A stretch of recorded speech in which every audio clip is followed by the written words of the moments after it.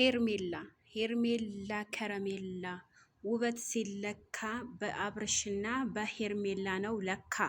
እየገጠምኩላቸው ለአብርሃም ሄርሜላ ዘፈነችለት።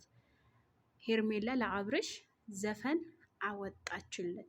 ልቤ ሰጥቻለሁ፣ ልቤ ድጋሚ እንዳትጎዳው። ሰላም ጤና ይስጥልኝ በመላው ዓለም ለምትገኙ የዘህራ ዩቲዩብ ቤተሰቦች እንዴት ናችሁ? ደህና ናችሁ ወይ? ሰላም ናችሁ ወይ? ሰላም ፍቅር አብዝቼ ለእናንተ ተመኘሁኝ። ለቤት አዲስ ከሆናችሁ ላይክ፣ ሼር፣ ሰብስክራይብ የደውሏል ምልክት መጫናችሁን እርግጠኛ ሆኖ አሰብ አስተያየታችሁ ኮሜንት ስር አሳውቁኝ። እኔ በነገራችን ላይ ለሰው ምቀኝነት፣ ክፋት፣ ሸረኝነት አላስብም። የፈለገው ያክል ሰው ቢበድለኝ በትህትና ለመመለስ ሞክራለሁኝ። ያ ሰው የፈለገው ያክል ቢበድለኝ ይቅርታን ሲጠይቀኝ ከልቤ ይቅርታን አደርግለታለሁ ማለት ነው። እና ምን ለማለት ፈለኩኝ መሰላችሁ ውዶችዬ፣ ለሰው ምቀኝነት ይሁን ሸረኝነት ይሁን አትመኙ። ምክንያቱም ነገ ለራሳችሁ ምን እንደሚደርስባችሁ ስለማታውቁ ማለት ነው። አግብቻለሁ ወልጃለሁኝ ብላችሁ ክፉን አታስቡ። ያላገባ ብቻ አይደለም ክፉን የሚደርስበት፣ ያገባ ራሱ የወልድ ራሱ ስንት ስቃይ እንዳለበት ታውቃላችሁ።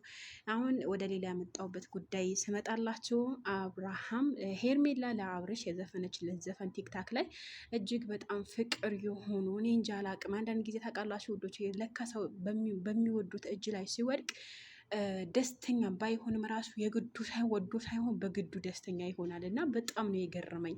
እስኪ አብርሃም ከማጋ ሲሆን ነው ደስታን የሚመጣው ፊቱ ላይ ደስታ የምታነቡት? እና በጣም ነው የሚገርመኝ። አንዳንድ ጊዜ ታውቃላችሁ ውዶች፣ ለካ በሚወዱት ሰው የፈለገው ብትጎዳም አትጎዳም። በቃ ይቅርታ ተጠይቆ ይቅርታን አደረገችለት፣ አብረው ሆኑ።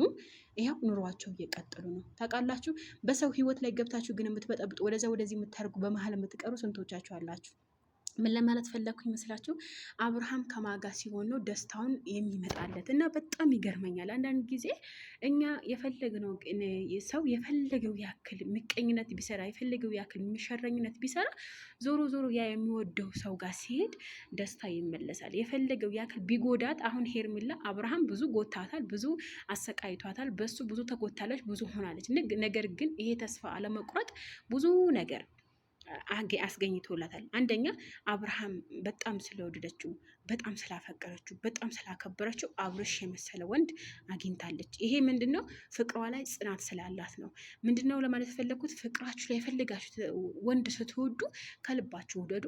ያ የወደዳችሁት ወንድ የፈለገው ያክል ሴት ደራርቦ ቢያመጣ ሴት እንትን ብሎ ቢያመጣ፣ ነገር ግን እሱ ያ የመጀመሪያው የወደደት ሴት ይመርጣል። በእርግጠኝነት ከወደዳችሁ ፍቅራችሁ አሳዩ፣ ከወደዳችሁ እንጃ ደስታችሁን አሳዩ። ግን አሁን ሄርሜላን አብርሽና ሄርሜላ እኔ መቼ ይገናኛሉ አብረው ይሆናሉ ብዬ አላሰብኩም ነበረ ማለት ነው። ነገር ግን ይኸው አያችሁ፣ በቃ ሄርሜላ ትዕግስተኛ በመሆኗ በማፍቀሯ በመውደዷ ይኸው አብርሃም አገኘች ማለት ነው።